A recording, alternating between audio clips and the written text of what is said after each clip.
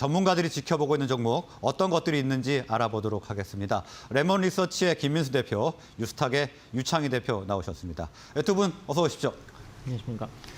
자, 먼저 김민수 대표님, 네. 장이 갑자기 이렇게 상승폭이 줄어들고 있는데요. 오늘 어떤 종목 지켜보고 계신가요?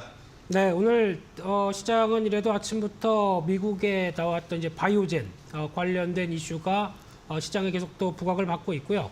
그런 상황 쪽에서 피플바이오란 종목이 강하게 상한가가 들어갔는데 이 부분의 연관성에 대해서 일단 좀 체크를 해봐야 될 것 같고요. 특히 미국의 바이오젠과 일본의 에자이라고 하는 회사가 알츠하이머 항체 치료 후보 물질로 개발 중인 레카네마비라고 있는데 이쪽에서 글로벌 3상 임상의 1, 2차 평가 지표가 어느 정도 충족이 됐다라고 하는 성과를 보여주다 보니까 바이오젠 같은 경우는 거의 40% 가까이 급등세가 나오는 상황들이고요. 그래서 이제 인간이 정복하기 힘들었던 또 하나의 질병이라고 하는 알츠하이머에 대해서 어느 정도 치료제가 이제 눈앞에 다가온 게 아니냐라는 쪽에서 좀 미국 시장도 환호했었고 게다가 최근에 제약 바이오 섹터들은 생각보다 좀 견조한 모습들을 보이면서 이번에 주가의 어떤 하락 폭풍 속에서도 살아남았다라는 평가가 좀 많은데 그중에 하나 피플바이오 같은 경우는 이 알츠하이머 쪽과 연관이 있죠. 그래서 알츠하이머 병의 조기 진단에 활용할 수 있는 혈액 검사 제품군을 보유하고 있는데 이 부분들이 아무래도 연관성이 있다는 부분들과 또 원천 기술 관련된 MDS 기술을 갖고 있다라는 점과 또 이런 위험도를 평가하여 진단에 도움을 준다라고 하게 되면 진단하고 만약에 이쪽에서 또 알츠하이머 관련된 치료제가 나오고 하게 되면 연관성이 있지 않겠느냐라는 부분들이 좀 부각을 받았다고 봐야 될 것 같고요.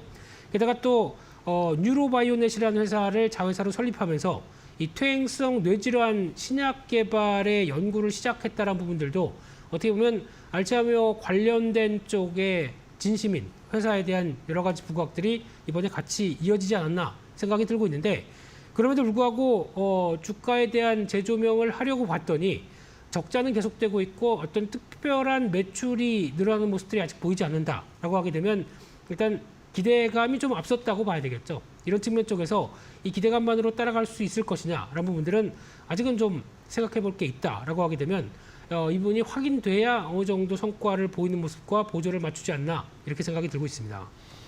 네, 피플바이오 지금 알츠하이머 이슈와 관련해서 상한가를 기록했는데요. 지금 다음 상황을 좀 지켜봐야 될 것 같습니다. 다음은 유창희 대표님 어떤 종목 보고 계십니까? 네, S51 선정을 좀 했습니다.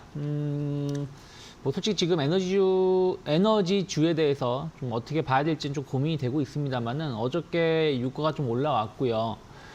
미국의 그 재고도 조금 예상했었던 것보다 부족한 부분들이 보여졌고, 그리고 이제 태풍이라는 것이죠. 미국 허리케인 이언이 지금 북상을 하고 있는데 지금 4단계까지 좀 올라갔다고 합니다.